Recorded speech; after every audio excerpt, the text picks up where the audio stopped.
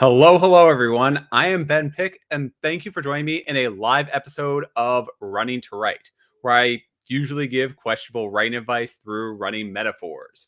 Instead, tonight I'll be discussing the second novel of Margaret Pinard's May of the Moderns Readathon, and this is following her Victorian era readathon to focus on stories written from 1901 to roughly 1945. And if you can't tell, I am joined by Margaret Pinard. So, Margaret, would you like to give yourself an intro or tell us more about your readathon that you created? Sure. So, the way you phrase it make me sound like I did the Victorian one, which is not true. So just to correct any misapprehensions, there's three ladies behind Victober, which is like famous the world over in booktube land. And I'm not one of them. And I'm sad that will always be the case, but I do participate in it. And following that October readathon, I was like, well, what about the next books? What about the next time period of books? And so that's when I started March of the Moderns, and this year May of the Moderns, to read books written or published between 1901 and 1945. I'm the queen of books you've never heard of. Right on time. So that means I'm just trying to get backlist books, and I'm trying to get attention to books that are already out there, that are easily accessible, that people can enjoy and draw a lot from. All right, let me see if I can get that just really quickly enough. Yeah. Hey! She has it in the comments already. She's so fast. Sorry. Yeah. Oh, and I also write books. So the reason I love books and history is because I write books about history. I write historical fiction. My publishing company is called Taste Live Twice, and I highlight 1820s, 1830s, 1880s, around there in British Empire outposts. So stay tuned for that. Cool. And then two really quick housekeeping things. First of all, I will be a moderator for the AuthorTube Writing Conference, and that's going to be the weekend of July 15th through 17th, which will be put on by Jenna O'Malley and SD Houston. I believe Shannon SD Houston is in the chat right now. So again, this is going to be a wonderful virtual conference filled with tons of great published and traditionally published and self-published authors sharing their tips, and we're going to have plenty of prolific authors discuss their magic that has made them successful. So stay tuned for more details, and I hope to see you all there. And then one other thing is that I am working towards publishing my own debut novel this coming summer. And so I'm looking for ARC readers for that. And it's falling through. I'll give more details towards the end. I don't want to take up too much time up front about this, but essentially in mid-June or July is when I'm going to be looking for people. And so if you are interested, I'll be handing out digital copies. So just reach out to me if you're interested, and I'll do a longer promotion at the end. So without any more further ado, we have May of the Moderns. And then what we chose to read was The Enchanted April. So there were a couple of different categories. See, you were smart. Yeah. I only have this ebook copy. I have all ebooks, yeah. You can see on the left is this beautiful picture of the villa that they end up staying in. I'll give a little bit details about what the book is. And then on the right, in 1991, they came out with a film of Enchanted April. And this, I never actually watched the movie, but it's, it does seem very dated, and we can go into that in a few minutes. Wow. Okay. Well, no. So I mean, I explained this in when we were prepping for this, but it did not look like it was made in 1991. I'll just say that much. Which says nothing about the content of the book. So stay tuned. Of course. And so The Enchanted April was written by Elizabeth von Arnim in 1922 and falls in the category for the readathon under sex or romance. And as the times were kind of evolving into what was deemed appropriate to be written, this sort of shows a changing in mindsets about what romance and sex is. And yes, I want to just throw this out there. It's nothing erotic or anything overly graphic, but it does show some shifting mindsets between, say, your Victorian era and what is, modern, where you have a lot more broader and more detailed romantic relations. Social mores are shifting. Yes. Thank you. Oh, and let me grab my notes. I forgot they're over there. Go for it. And this story is primarily about 4 different women who leave dreary England. It's kind of their own phrasing of it, but dreary sums it up. That's not my opinion. They go into vast details about how bored they are and how the weather's miserable. So they take a month-long stay into an Italian castle based on a newspaper advertisement. And at first, only 2 of the women read or I guess one of the women, Mrs. Wilkins, she read an article in an advertisement in the newspaper saying that there's a month stay available at this Italian castle. And so she pulls in Miss Arbuthnot. I'm going to mispronounce it the entire time. Let's go so far. Yeah, and I'll go into a little bit more about who these women are, but they pull their resources together. They decide that they need more people because it's going to be expensive. And so they put their own advertisement out, and they recruit Lady Caroline and Mrs. Fisher.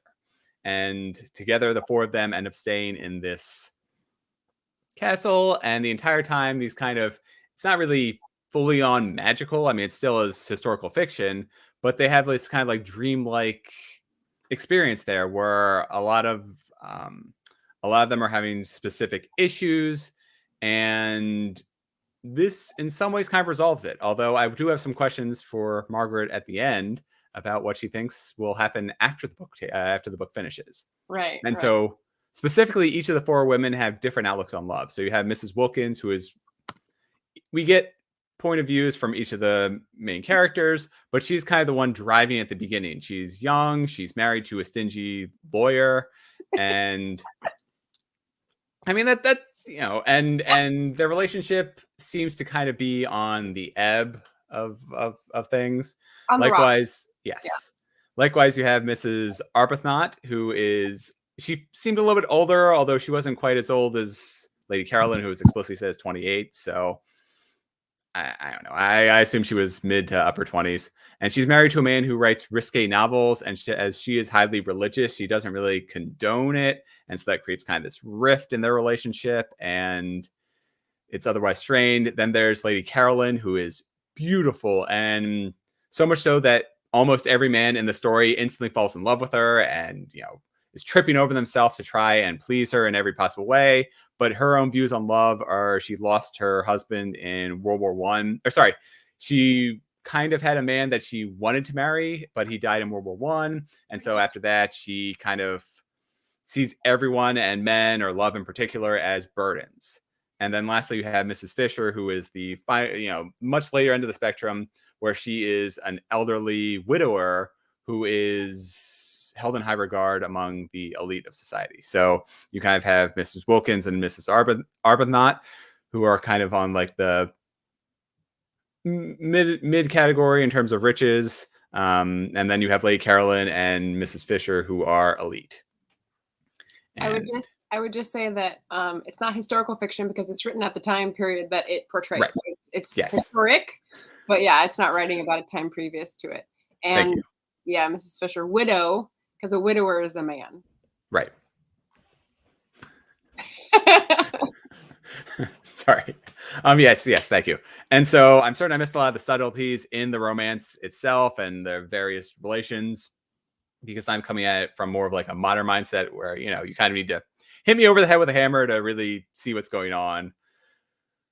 And in terms of pacing and storytelling, how did you feel that Elizabeth von Arnim wrote this story? Like what like, do you mean as an author or as a reader? Yeah, as an author. So how did you feel that the story flowed in terms of pacing and characters? Okay.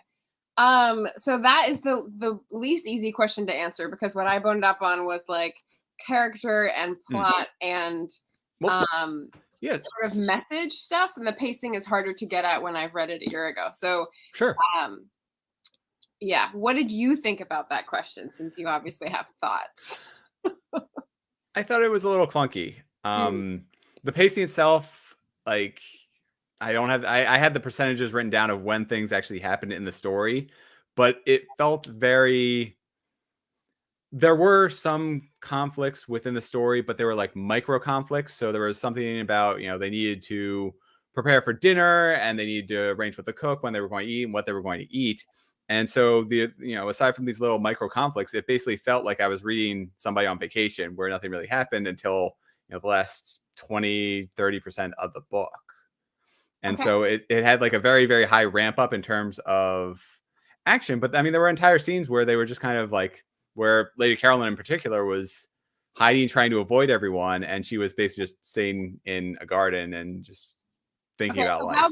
How about this for a framing of the pacing that might switch it up for you? So what I appreciated about the framing and the setup and the introduction of characters, which sort of feeds into pacing, is that we got to learn about everyone's foible, right? So everyone has, if you want to call it a flaw, that's a little bit more grandiose than this book really calls for. I would call this book like a domestic satire. That's, I guess, what I would come around to calling it, because it's mainly about relationships and sort of inner turmoil within the dyad of relationships. And so you have 4 characters, each with a dyad, except for one that's not obvious until the end. And it's going to be micro conflicts because it's all internal, because they're all like looking for something that they don't have in their relationship. And so I feel like it was mainly about exposing that inner turmoil in a humorous way up until what you perceive as like the high action, which is when like, oh no, a secret will be uncovered towards the end, which we'll get to the spoiler section later. Yeah. Oh, sorry. Yeah, I should readjust now that we're here. Yeah. I also felt that the actual diction could be a little bit difficult. Not diction, but there were some very long stream of consciousness paragraphs that would last for pages. Like I think I had the worst offender was about 2 pages of just one nonstop paragraph. Well, okay, that's paragraph. That's formatting. Are you talking about periods, like no pauses in the sentencing? No, there were pauses. There were pauses, but it was just one long formatting. Yeah. Yeah, the opening. I love the opening in this, and in case it entices anyone, I'm going to read it. It's like half a page. It began in a woman's club in London on a February afternoon, M dash, an uncomfortable club and a miserable afternoon, M dash, when Mrs. Wilkins, who had come down from Hampstead to shop and had lunched at her club, took up the Times from the table in the smoking room, and running her listless eye down the agony column, saw this. To those who appreciate wisteria and sunshine, small medieval Italian castle on the shores of the Mediterranean to be let, furnished for the month of April. Necessary servants remain. Z Box 1000, The Times. So, I mean, the notice has periods in it, but that's the first sentence of the novel. So there's long sentences, there's long paragraphs in formatting, and then there's stream of consciousness stuff in the dialogue or the close point of view. So there's layers to the run-on-ness, which I think is enchanting. Fair enough. Yeah. And then what did you think about the actual characters? Let's start off with their introductions, so that way we can sort of build up to more of the spoiler details later. The arc. So we have the 4 women who end up staying together in a medieval castle in Italy. And we get the first 2, as you said, they're like lower middle class. They're worried about the costs, and that's why they need to go out and get to more people. And they know each other from church in Hampstead. I think one is in a troubled marriage. One is in a troubled marriage for a completely different reason. Right. So that's an interesting setup. And then they appeal to people who have more money that they know slightly. So they're going to spend, as Adriana is saying in the comments, OG Craigslist roommates. Like nothing could go wrong, right? They're going to spend a month in this place, and they're going to spend it with other people. And the other people is this like high lady society and an older woman who is also in her orbit. And for me, the funny thing about this arrangement is that their foibles all sort of cross purposes at the villa, at the castle. And so it made it really funny for me the way they introduced them, because it was like piling on comedy and like, something's going to go wrong by the end of this, until we get to the castle, and then things start to go wrong. So what did you think about how they were introduced? I liked it. I felt that the characters actually mention it, how Mrs. Wilkins and Mrs. Arbuthnot kind of switch roles. So at the beginning, Mrs. Wilkins is kind of this frantic and, I just need to get away. I need to go on vacation. And then Miss Arbuthnot is kind of the one who's reeling her in and sort of getting everything lined up that they need to function. And they sort of switch halfway through, where Mrs. Wilkins kind of she mediates a lot better. And yes, she is still a little bit like, oh, this place is so magical and I just love being in this villa and everything around us is beautiful and whatever problems we have are just going to work out magically and our lives are going to just be flawless from here. You mentioned the word magic. Twice. Yes. And that's the like enchantment in the title. That's a big part of the like the transformation. So I really like that point that they switch roles. But I think the driving force of the novel is the animating force from the first page is what makes Mrs. Wilkinson do this thing. It's she doesn't know what prompts her, but she's forced, she's compelled to reach out to this woman who she's never spoken to before and say, oh, did you see that thing in the newspaper? And that just starts everything. And then she's still sort of the leader and the person who's pushing buttons at the end. So I think animating force or like the spirit of the novel is something that's animating Mrs. Wilkinson. So she's my favorite character. Oh yeah, that's of the four. You definitely do feel the most of a connection with her, and that makes complete sense because she is, like you said, she's the most animated of everyone. And while everyone else has these hesitations and reservations and conflicts, Mrs. Wilkins kind of drives everything along, and she's just so outgoing that it's infectious to everyone else who's around her. So one of the things that she's known for in her circle, and the reason why she doesn't know why she's doing this, is she's self-effacing. She doesn't speak up to her husband about what she wants to do. She does whatever her husband says. She cooks and cleans the way he wants and saves money for a rainy day, even though she's never allowed to spend it the way she wants. And so it's a big step for her to say this one question at the beginning, but then it sort of like rolls and rolls. So that's why I think it's a switcheroo that I really like. But Mrs. Arbuthnot is also appealing in a different way. I mean, everyone's got their like sob story, right? So Mrs. Arbuthnot is the husband who has a pen name who writes like biographies of salacious women of the past, and this is so dirty to her. She just can't stand the fact that he does this. So she tries to do all these good works in the church to make up for his like sin for writing about people who did bad things 100 years ago. And she also gives up most of her money. Like she gets the same sort of thing of like an allowance, and most of her money she tries to give away to the church because she feels like it's dirty money, literally, or figuratively. Ridiculous. Yeah. So you feel sorry for her because she's like unrealized. When you talk about unrealized women, like this is the picture of different cases of it. Yeah. And then how do you feel? Do you want to go into spoilers now? Because we can talk about their individual journeys that each of them go on. Sure. Okay. Then we will put up the spoilers. We are going into spoiler section.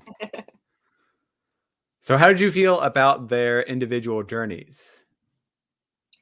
So when I do remember that when I finished this, I was dissatisfied with the neatness of it. It's one of the books where like everything's tied up in a little bow at the end. Like you don't know what happens after they come back to England. True. But in Italy, the magic happens. Everyone has a happy ever after for the time being. And the neatness of that, especially with Lady Caroline's arc, was like, no. There was no fairy godmother with a wand. I don't believe that last transaction. How about you? Yeah, I thought it was interesting. I mean, I didn't expect both of their, spoiler alert, but both of their troubled marriages to have been resolved so neatly. And especially, we can sort of ease into the spoilers, but there's a moment where you feel like one of the marriages would just completely fall apart. And I felt odd that Lady Caroline is kind of the reason why it was both at risk and the one who saved it. But I mean, Mrs. Wilkinson is the one who saved the bacon at the true, end. true. Yeah, yeah, but yeah.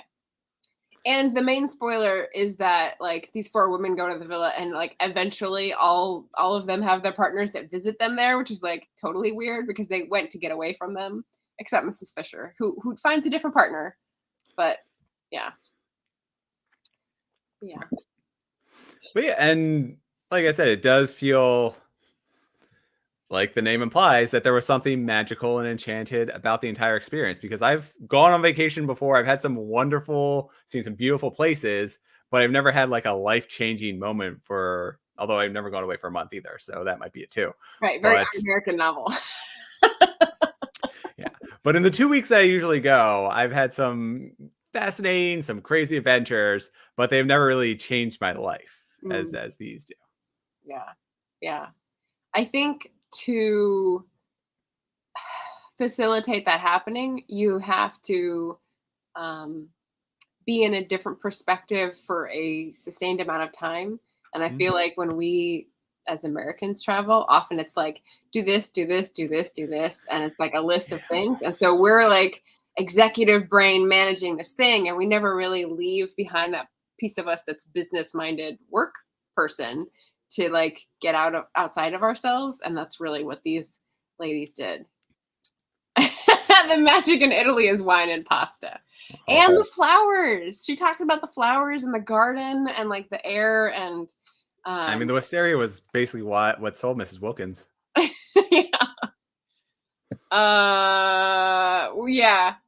Adriana loves that we're putting up a spoiler banner for a 100-year-old book. So yeah. Hey, people still haven't read it. Yes. And then do you remember tripping up on any of the uncomfortable or dated language? So, since this is the spoiler section, there was a moment where one of the four women's husbands arrived at the villa, and their sole purpose was to try and pursue a relation with Lady Caroline, even though he was married to, it was Mrs. Arbuthnot's husband. And so she had sent him a telegram, and so she was really excited because in order for him to have gotten there, he would have needed to basically gotten the telegram and then just immediately left. But what actually happened was he found out that Lady Caroline was there, and so he kind of pursued her on her own, and the time just happened to work out. And so he does ultimately not act on. He has a change of heart. He has a change of heart, yes. But he compliments Lady Caroline for not outing him at dinner, which is a massive buildup, which I do want to dig into. But because that was like you were talking about how this is one giant comedy, and that is where all the comedic beats hit. And so he wanted to thank Lady Caroline by not admitting that he was basically about to become a cheater. And he told her that she behaved like a man in her nobility for not calling him out. And that was, I have it written down here. So that's kind of a near paraphrased version of what the book said. So I don't know. I mean, there were definitely a couple of phrases that kind of tripped me up on 1920s language. For calling her a man? He complimented her by calling her a man. Yes. Yeah, you behave like a man in your nobility is what he said to her. Okay, so that's not a language thing. That's Sexist. A social mores. Yeah, like sexism. But okay, Anita's here. She says wisteria is magical. Yes, I definitely agree. I love the smell of wisteria. So I just reviewed the conversation that Sina and Angie and I had. So I just tweeted about that a couple hours ago. So if anyone's curious about that as well. So as women reading this, we were tickled and a little annoyed to find that we identified with the women who were obviously being silly at different points in the book. And we're like, oh, I totally see myself. I feel called out. And Sina was talking about that phrase specifically because she said a few years ago, even someone had told her that she was like one of the guys. She's not like other girls. And she took that as a compliment. And then here she's reading this book going, oh no, like that's sexism. That's misogyny and patriarchy in action. Like, why did I think that was a compliment? And yes, I understand that it's with the time. Like that was very 1920s 100 language, years but at the same later. time, I don't know. I don't want to say it tripped me up, but it did make me feel a little uncomfortable reading it at times. Because I mean, Lady Carolyn even goes so far as to refer to herself as Scrap. Like that was a nickname she gave to herself. Oh, well, people had funny nicknames back then. I don't think that was meaning like something like garbage. Okay. Um, I almost read that as like scrappy, like um, yeah. I didn't look at that as a pejorative term. Fair enough. But yeah. But then there was also like times where they, the chefs would come up and ask them, what do you want to eat? How do you want to prepare it? What food should I go and pick out? And they're like, oh, well, that's a man's job. So ask somebody else. And then the four women just sort of pass it around. They pass around who is going to take responsibility for it. That was an interesting thing. So, okay, so you have the women who go to the villa to... Also, none of them spoke Italian, which is going to be my future if I ever... That as well. Okay, so they're there to get away from real life and just enjoy Italy, right? And there was this like power play between the four of them about who would have the responsibility, because it's a double-edged sword. Like you want to be the person in charge if you're a certain kind of personality, but you don't want to have all the responsibility or burden that entails sometimes. And so, yeah, so that was interesting too. I saw myself in some of that because I was like, oh, yeah, I do want to be the one calling the shots and like not. There's some like bed moving and like furniture removal and stuff that someone was getting on their high horse about, and I was like, I would not put up with that. Yeah. Well, it's the thing is that up until this point, none of the four women have really interacted closely with each other. I mean, Right. Mrs. Wilkins and Mrs. Arbuthnot kind of knew each other, and then they knew nothing, next to nothing about Lady Carolyn and Mrs. Andrea Sorry, says it's okay. We've all had the pick me girl moments, internalized misogyny. Mrs. Fisher. Yeah, yeah. And sorry for dragging you back to Twitter, Shannon. It's okay. It's you can go back to it later. No worries. I had less of a grasp on Miss Fisher and what the author was saying with her character, but I did like, since we still got the spoiler banner up, that by the end, we're in the POV of Mrs. Wilkins, and she says to Mrs. Fisher in her head, she's like, oh, I'm the other one of your pair. So she's acting as like a third wheel for this older lady who is living with her memories and wanting a companion, and her husband who has woken up to like the light in her. So she's able to do more than one and be like two people's person. And I was like, oh, I liked that. Fair enough. And since you shifted perfectly into the romance, how did you think the romance was handled between the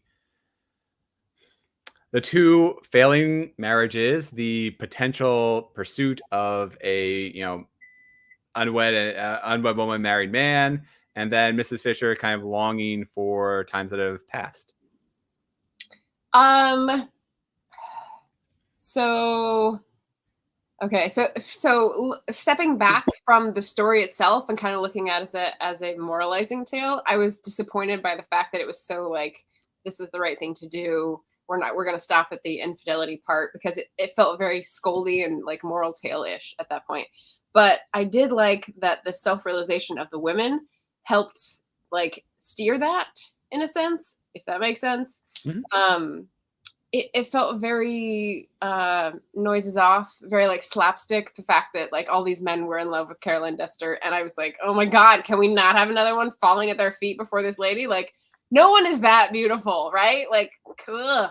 So that stretched my believability very thin, and so that didn't work for me very well. But the way that they had people shifting alliances and sort of going in one door and out the other, and like the comedy part was okay, not totally my thing either. But the small piece that I liked in it was that the self-realization of Lottie and Rose, as they come to be called, because we move from their last names to their first names because they sort of bloom and come out by the end, is that their husbands see them and see the light in them and see the beautiful people that they are. And so I was like, okay, well, I like that part. So, go feel yourself. Go out in the garden and have fun. What did you think? And I like thought the it was. last scene or like building up to the last scene? How did you feel? I thought that the romance was handled very well from the women's side. Mm. I have the very next question I'm going to ask is about how you thought about Mr. Wilkins, and Oh, okay. so that's going to be, spoiler, the complete opposite of what I think about here. But I thought that this was a very good, like we mentioned before, how all the women come from different places, especially romantically, even though they are Mrs. Wilkins and Mrs. Arbuthnot are both in floundering marriages and they're kind of on the rocks, but they both managed to come to rekindle those relationships in completely natural ways,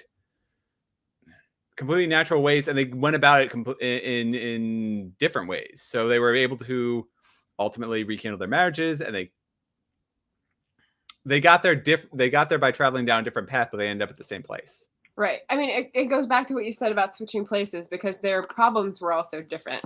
The one place that or one of three, I guess, that I still had dog-eared was in Mrs. Arbuthnot's point of view, and she was talking about. Oh, here, let me read the short part.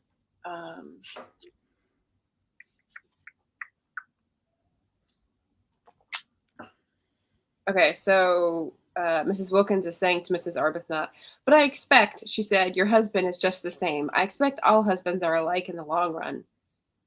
Mrs. Arbuthnot said nothing because her reason for not wanting Frederick to know about the villa was the exactly opposite one. And the end of that paragraph is to be missed, to be needed from whatever motive was, she thought, better than the complete loneliness of not being missed or needed at all. So Mrs. Wilkins is the one who is doing all the stuff for her husband exactly how he wants it. And she's ticked that he's not noticing her or seeing anything that she wants. And Mrs. Arbuthnot is the one who's trying to atone for her husband's sins and sort of like almost living apart from him, even though you can't do that in a marriage, because she doesn't like what he's doing. But he is a much more generous natured person. And he's like he's letting her do what she wants and hoping that she finds some resolution to this, because ultimately it's about her losing a child and not being able to have children of her own that makes her do this. It's suggested throughout the tale. So there's a piece that's about Mrs. Arbuthnot. Oh, I don't want to lose my train of thought. And her husband, like, she eventually sees that he's being open-hearted, and she just can't see it because she's too like up in her, he's doing the wrong thing, and so I feel like they switch places in terms of being needed and wanted, and I don't know, right, that as well. That's completely fair. Yeah. How did you feel about Mr. Wilkins? Puzzled in terms of the message, right? In terms of the moral, because he's the character, he's a lawyer, he's stingy. But what's interesting, and I got this from Angie and Sina last year, is that he wouldn't want his wife to go off and go to a villa and have fun on her own because he's stingy and that's not thrifty. And she's not there to cook his fish the way he likes it. But because she's going off with this famous like waif lady who everyone falls to pieces for, he goes, oh, she's like a high class lady. She can definitely get me high powered clients. That's great. You can get in with her for me and like get me some business. And so you're like, what?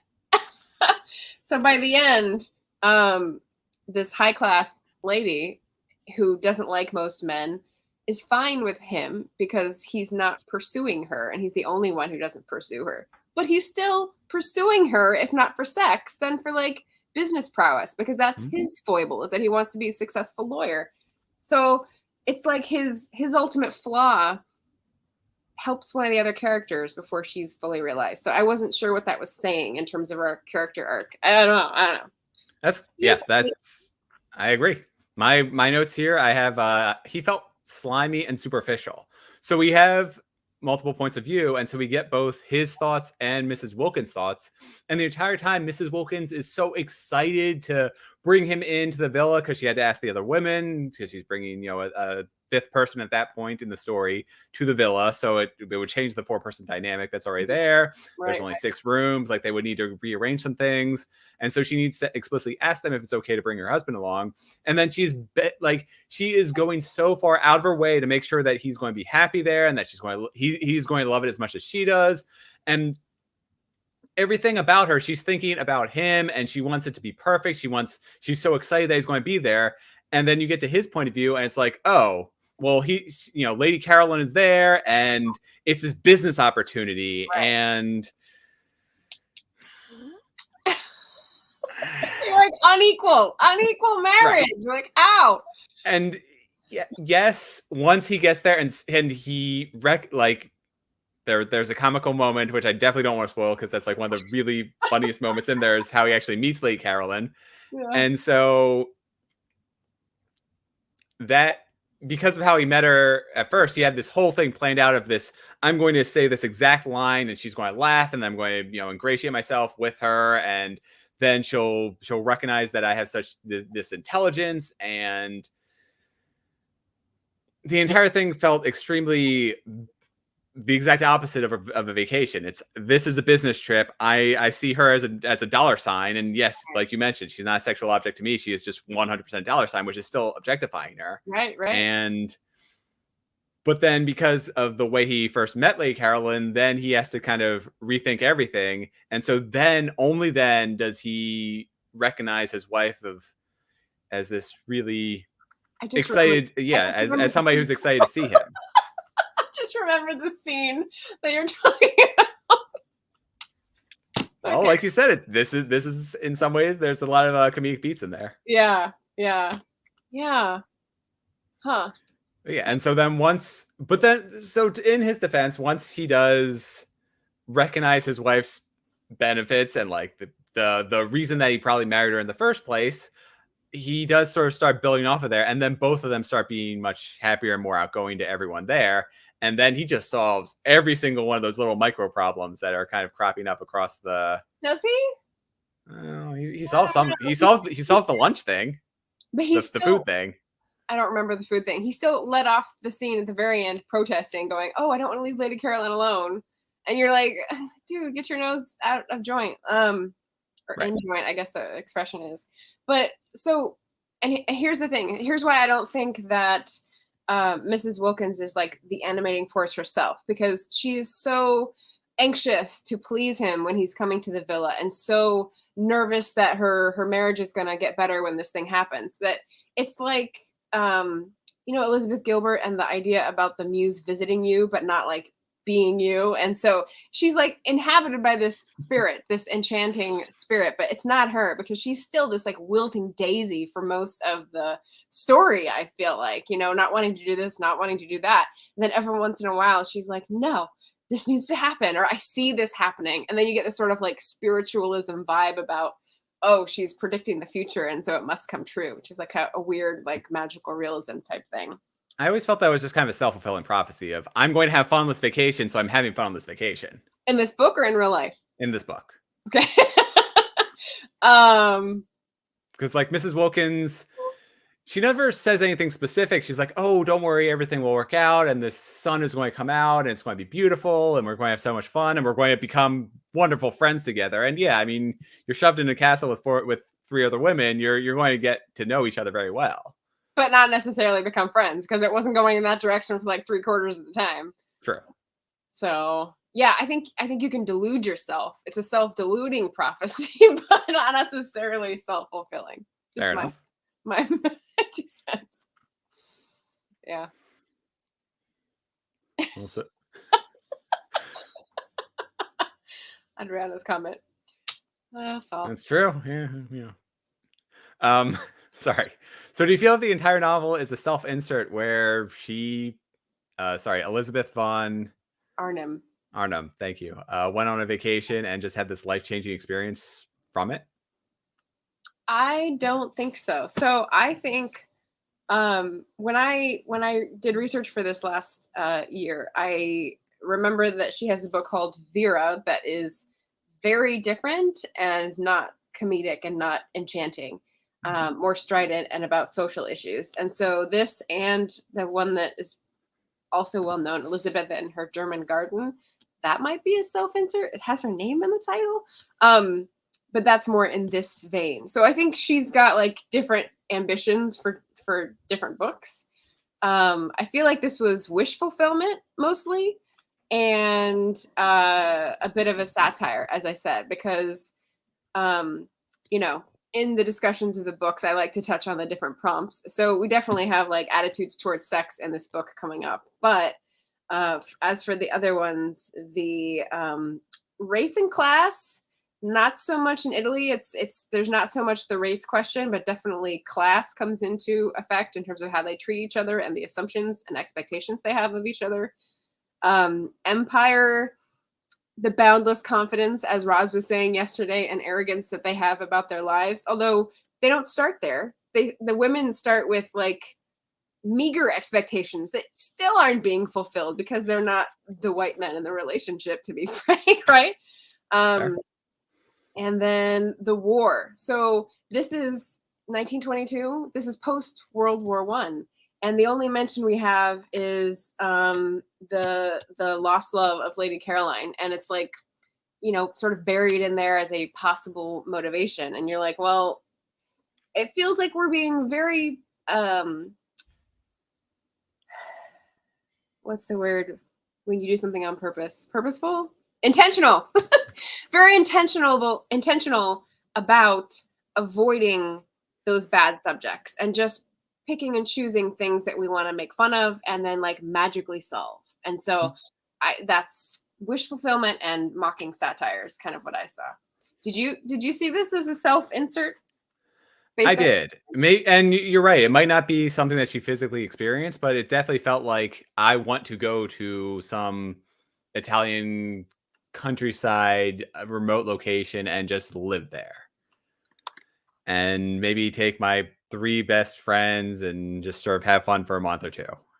And then they can film us, and then it can be on reality TV, and then we'll make a buttload of money. Hey, that's a self-insert for you. That's not a No, I would never. Reality TV? No. Mhm. Yeah. But yeah, so how did you feel that they worked in the romance, especially for the 1920s? Do you feel that this was progressing it as a genre? Do you think that it was pulling itself back? Romance. Well, Or just it fits the definition of a romance because you have these women that go through things and then end up with happy endings and they're like paired off. But in terms of seeing any of that, it's really less about the relationships than it is about the women's end of the relationships and the work they have to do internally to like change what they can about their own, house, clean their house, metaphorically. What do you think? What did you see as the romance part of it? well, I mean, just the rekindling of the romance in 2 specific cases, or how, I mean, Mrs. Fisher lost a love, but she's sort of, I feel like she's going to move on. I feel like this, more than anything in the past several years of her life, helped revive her from getting over. We don't know how long she's been a widower, and Widow. Thank you. How long she's been a widow, and we don't know how long she's been a widow, and we don't know the details, the circumstances, how long they were married, or anything like that. And this, I felt like she kind of de-aged herself almost. Like she was, she started off as this bitter old woman, and then towards the end, she really started caring about the other women who were there. Yeah. She let herself back into the flow of life, is what it felt like. Mm-hmm. So the parts that I reread that had Mrs. Fisher, there was one where they were both trying to play hostess at the table. Would you like some tea? No, I'm fine. Would you like some? And so they're both trying to take the reins, and that was like the stubbornness at the beginning.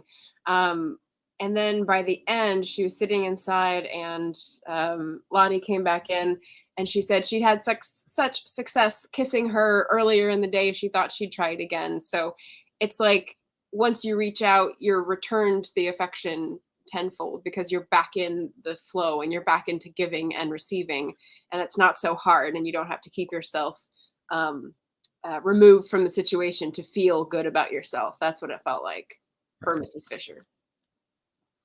Yeah. Which is a great argument for intergenerational housing when we're planning for urban environments. Just saying. Left field.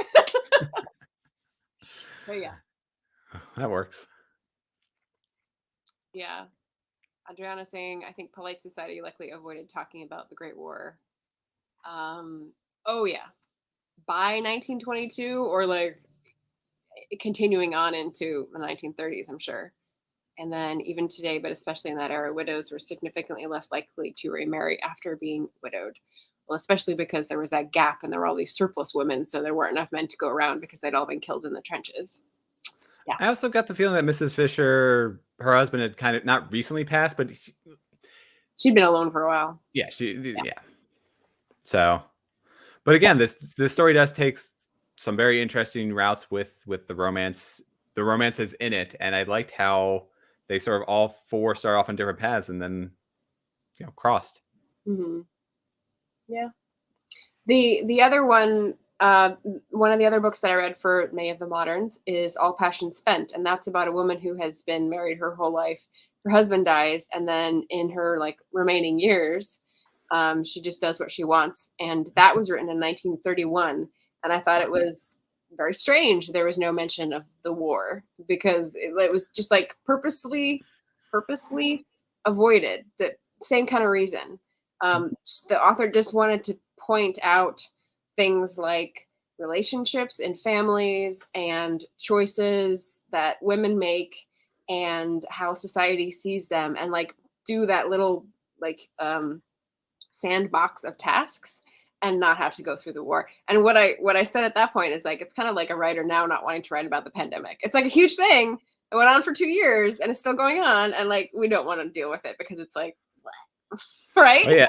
I was going to say on YouTube, aren't people referring to it, or for a while they were referring to it as like Panera or something, Panini? Right. Parallelogram. Just pick your P word and substitute it so that you don't have to say the word pandemic, because yeah, who wants to talk about that? All right. And non-familial housing.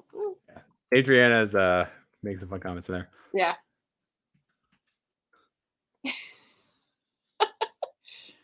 Channel supporter, yay. You had a question at the ending. Are we at the ending question yet? Yeah, we're very close there. So what do you think happens to the four women after the Enchanted April? So here's the $1 million question. Why don't you go first on this one? I don't know how much the Wilkinses' love will carry forward. Because again, that was all just him seeing her in a new light. And that might last for another year or so. But I feel like eventually they would sort of fall back into old routines, especially once they get home and Mrs. Wilkins will be responsible for taking care of Mr. Wilkins. Yeah. And, cooking like he wants, and not spending cleaning money up around the house, and, just being his ideal of a wife. And so I feel like, she might bring some new things into their relationship. She might try, bring some Italian cooking back, but I feel like they are most likely to just fall back to their old habits. I feel like, on the other hand, Mr. and Mrs. Arbuthnot will grow stronger because of this. They both have learned to respect each other, and maybe maybe she'll still be going and being pious and giving as much of her money away to the church, but she'll understand that his writing is a part of him. And so, yes, he writes these risque novels, but at the same time, she seemed to sort of respect him as an author and how he can garner an audience by writing those biographies. And then possibly Lady Caroline might learn to find love again. Okay, so what do you think about the fact that Lottie, Mrs. Wilkins, by the end is saying the Roses and the Carolines? Did you catch that at the end? So obviously the patriarchal custom is to use the last name of the man. That's why when you get married, you change your name. And so when you said the couple, instead of saying Mr. and Mrs., a shorter way of saying that would be saying the Arbuthnot's. But Lottie, at the end, when she's talking about the pairing off, she says the Roses, and she uses the woman's first name to say that couple of people went off that direction in the garden. And then she says the Carolines. Oh, if you prefer, sure, the Desters, or whatever it is, the name that she's using. So to me, that signals that she's changed by this magic, not just in seeing the good in everyone and being able to like have them see that around and be the better person, but also that she's like a little bit of women's empowerment creeping in. Now, obviously not the modern definition, but maybe that would be taking hold more when she got back. Sure. I can't speak for what would happen with Mr. Wilkins because he's a tool, but I think that she has more power to work with when she gets back. But the Caroline and Mr. Briggs, I have no idea what that's doing when they get back, because that's just sort of like a magic. That was the one that I didn't buy. And if they're coming back home and she's super rich and he's like middle rich, I guess, the one who owns the castle, but he like falls to pieces around her, how would he ever like, I don't know, grow a spine? Like I don't see that working. I saw that as a fling and nothing more. But it does speak to her being open to, you know, relations and putting herself out there again. So I did see that as kind of her evolution by the end, or where the story goes, where her story goes after this. Yeah. Although is she just so throughout she's using people when she can, and this is supposed to be in a different light. Like she says, thank you so much for all you've done, because she's had this wonderful time. But it's like, but you were hiding from everyone, and then this last guy made you feel good because he was using you as a dollar sign rather than as a sex object. So it's like, what was the good time you had? What did you realize? Go ahead. Oh, no, I was going to say, so nobody realized, because we only know that he thought of everyone as a dollar sign because we were inside of his head. But from everyone else, he's just this really outgoing and engaging and wonderfully, was it loquacious? Eloquent. Like he's very outspoken, and he bridges the gaps between everyone, and he connects everyone together in through the house. So from everyone else's point of view looking at him, they have no idea what he's actually thinking, and he just seems like this really fun person to be around. Mm-hmm. We haven't mentioned the staff yet, which they're there, but the only things that we hear from them are like they're conniving and they're trying to pursue their own ends via these people. So like the cook is getting all these different instructions between the power struggle of the women, and takes advantage of it to order lots of stuff and then like send half of it to her family. Like I'm like, get yours. The cook was fun though, because they knew every. I didn't get that they were sending the food to their family. They were using their family. So like their cousin or whatever works at the market. Somebody was a fish trader. So they're getting all these fresh ingredients, and they were just cooking whatever they wanted. So that was kind of like a blank check for them. Right. So I have no problem with the cook acting like that. I mean, right. I get to cook all these incredibly elaborate dinners, and she was physically hurt when they didn't. When one of the women skipped the meal, or when they weren't enjoying the food. Right. It's I guess it's a different way of seeing someone doing their best for someone else, and in a different sort of relationship, because it's cross class, right? So if all the women are in the gentility, even if some are higher than others, that's one class, and they're supposed to behave some sort of way towards each other. But you get the different aspect of is like someone is like taking their chance to do the best they can, and then like hurt because they're not being taken seriously, or they're being wasteful. So that seems more real to me, to the modern eye, but I don't know how it would have appeared to contemporary audiences. Could be foreshadowing the Great Depression, all this excess. I don't think so. Is that foreshadowing? That's predicting. Yeah. Right. Yeah.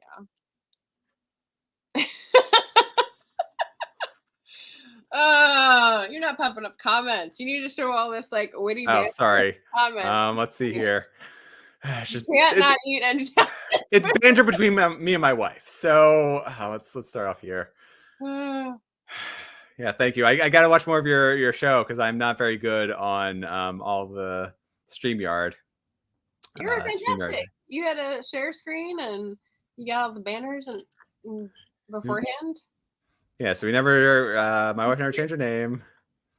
And then we got Rockstar points. So And yes, yeah. so it's really awkward because personal story. We take our dog to a couple of different places. Like there's a thing called Dogtopia near us, and there's two of them that are close to us, depending on which way I'm going, north or west.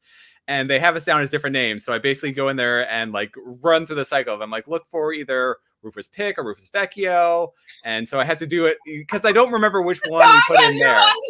Yeah. Well, it needs to go under because it can't just be Rufus because Rufus is a generic name. But I never remember which one is at which place, so I have to go through both of them, and it's funny every single time I go in there. So just in case people are listening to this without watching it, we're going through comments about because Ben and Adriana kept their separate names.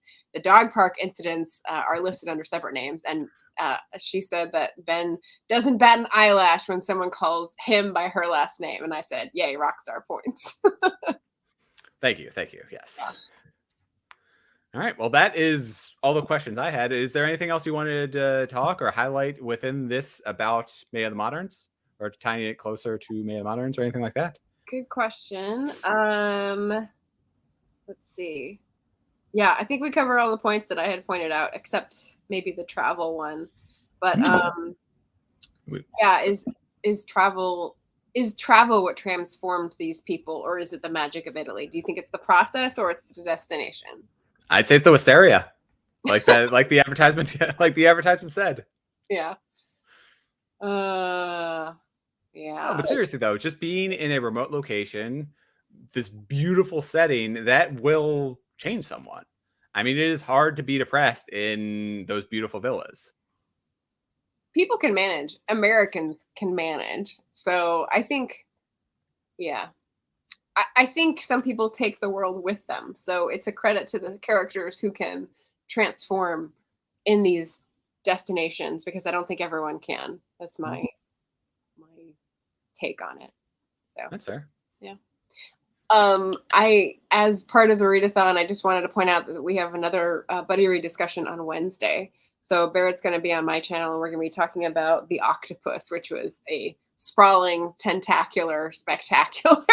And Barrett's going to go like this, and I'm going to go like this, and then you'll find out why. What time? It is going to be in the daytime. So 12 p.m. for me, 2 p.m. for him, 3 p.m. for Eastern. 3 p.m. Eastern. Cool. Yeah. We'll try and be there Wednesday. We'll see. I might have to catch the replay. That's still work hours, so I can't always join in. Fair. Adriana says, pretty sure it's the Sangiovese. It's the air. It's the Italian air. I agree. Oh yeah, sorry. That was one other bonus question. Do you have any interest in going to Italy, especially after reading this? Oh, yes. I have been to Italy twice. I went with my mom and sister once, and we did like a package tour to Florence and Rome. That was really cool. And then I went once to Naples and a little place right by Naples to visit a friend there on my own. And that was pretty fantastic as well. So nice. Was I transformed by it? You know, the second trip I took, and I thought, I'm not going to plan everything down to the minute. I'm going to like let the spirit take me, because that's not the way I am. And it taught me that that's not the way I am. So I enjoy it better when I'm planning. So I got to know that. You took a different route to end up at the same place again. Exactly. Yeah. What about you? Yes, Italy is, I think, the very top of my to travel to list at the current moment. Adriana was actually learning Italian, and we were set to try and start finalizing plans back in 2019. And now she's had all that time extra to learn the language, so she's like top notch, right? Right. Yeah.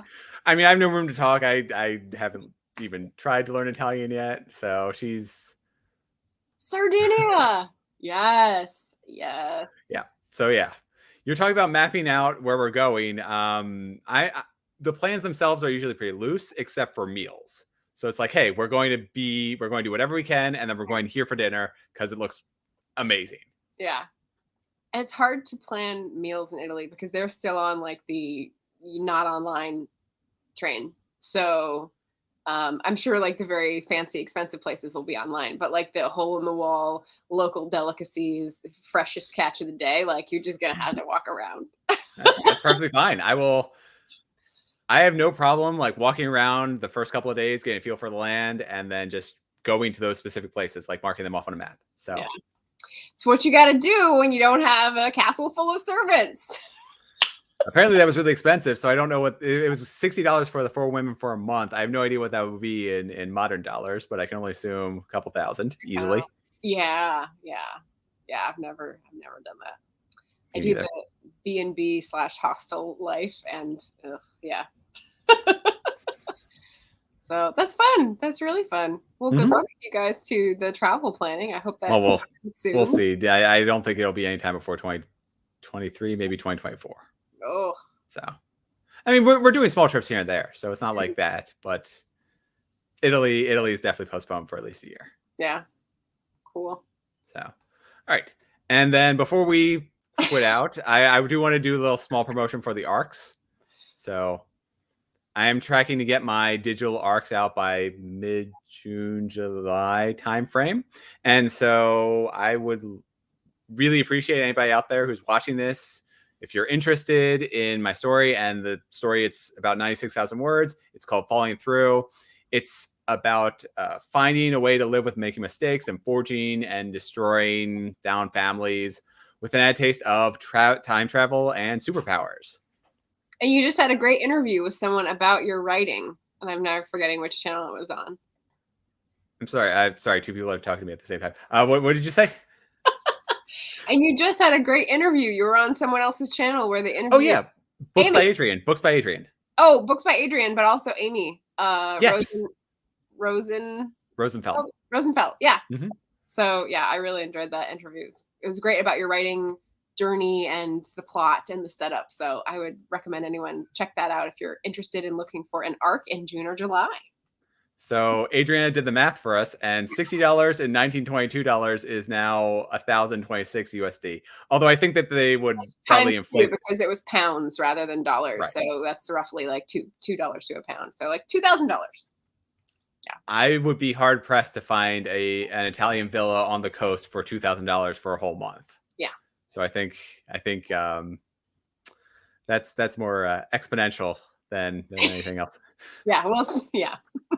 And so, yeah, sorry. So back to the ARCs. The incentives I have, what incentives do I have? Well, aside from my eternal gratitude, I also have magnets, I have stickers, and bookmarks full of the beautiful cover right here. So I got a bunch of these lying around. Let's see. Put up to the camera. Nice. Is that an illustrated cover? It is. Very cool. The cover looks a little bit better. This is kind of a narrowed down version of it. There's a little bit more of the scene that this is taken from. And so, yeah, cool. Reach out to me.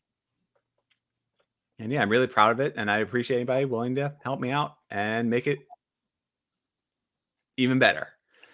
So, but Margaret, would you like to give yourself an outro? Yes. Just responding to Adriana. Thank you so much for having me on, Ben. I know I sort of inserted myself, but I figured since you're doing a book discussion and, it was an absolute pleasure. And like I told you when you asked, I've had so much more, well, you can do your outro. I don't need to, I'll get to it in a second. Sorry, I didn't want to interrupt you. Sure. So yes, thank you for having me on.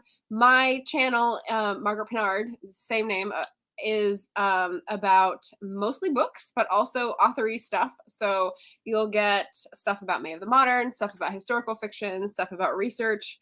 My goals for reading every month. And what we have coming up is Wednesday. I'm a spoiler. We have Wednesday buddy rediscussion with Barrett Laurie about the Octopus for May of the Moderns, and reading sprints for the last week of the month, Friday and Saturday. And then our wrap-up party on Wednesday, June 1st, where we're just going to have people who participated in the Readathon coming on, walking on stage, and having some fun. So that's what I like to do on my channel. Cool. And yeah, thank you so much again for coming on. I really do appreciate it. You know, you made it seem like it was such a burden or anything like that, but it was thrilling to have you here. Otherwise, it would have been me talking to the camera. It would have been really awkward, uncomfortable. And you gave me a lot more insight into this book than I had. I mean, there was a lot of stuff that went completely over my head that you maybe recontextualize and rethink. So I now have a completely different understanding of the book I read. I mean, Nice. That's what buddy reading is all about. It's so much exactly. fun. But yeah, and thank you to everybody who came in. I know I was being a not the best host, but again, thank you everyone. So let's see, we have SD Houston, Cool Gamer, everyone, Annie, AF Stewart, and Adriana, and I really do appreciate all of you coming in at 7 o'clock my time, whatever that is, the equivalent of 5 o'clock. 4 o'clock. 4 o'clock. Yeah, it's after 4 5. o'clock, sorry. But yeah, so thank you everyone for joining us. And I hope if you get the chance, you try out and read The Enchanted April. Happy reading. Don't die. And take care. I'll see you next time.